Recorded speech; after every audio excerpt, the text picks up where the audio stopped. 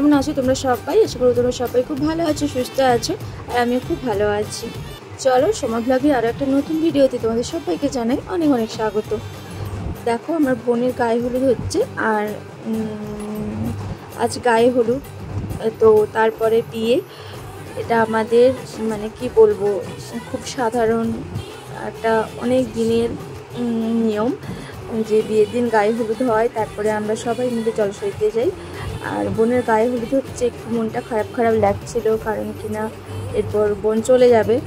তো কোনো ব্যাপার না, যেটা হয়েই থাকে, আমরাও এসেছি, তো বোনও যাবে। তো চলো, এটা ছিল আমার মেয়ের লুক। দেখো আমার মেয়ে এরকমভাবে সেরেছিল হলদিতে। আর এই দেখো, এটা আমার একটা বোনের ছেলে, তো ভীষণ কিউট, তাই না? এই দেখো কেমন কেবলু কেবলু করে দেখছে।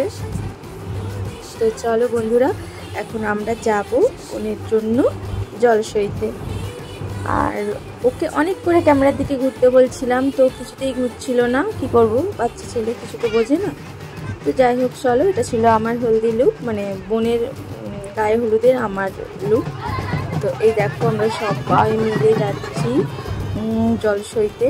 আর বাজনা হয়েছিল, তো জানোই তো বাজনা হলে কীরকম নাচানাচি হয়, তো সেই রকমই নাচানাচি করতে করতে আমরা গিয়েছিলাম। এই দেখো আমার বোনকে এক জায়গায় বসিয়ে একটু ফটোশ্যুট হচ্ছিল, তো আমিও একটু ফটো তুলেছিলাম। আর এগুলো তো স্মৃতি, তাই না?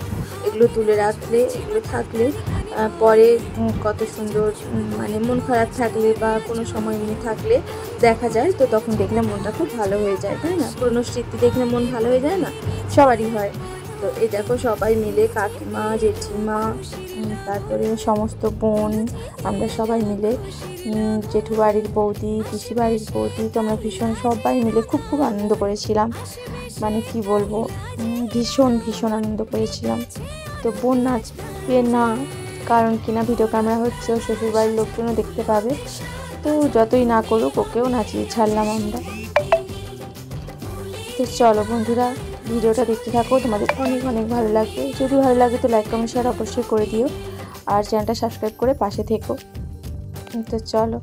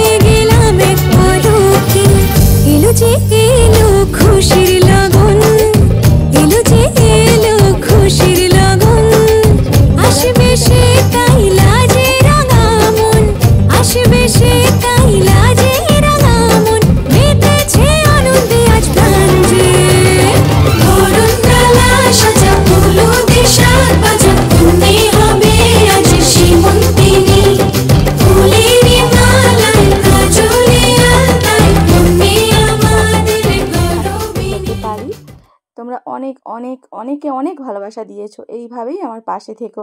তো চলো বন্ধুরা, টাটা।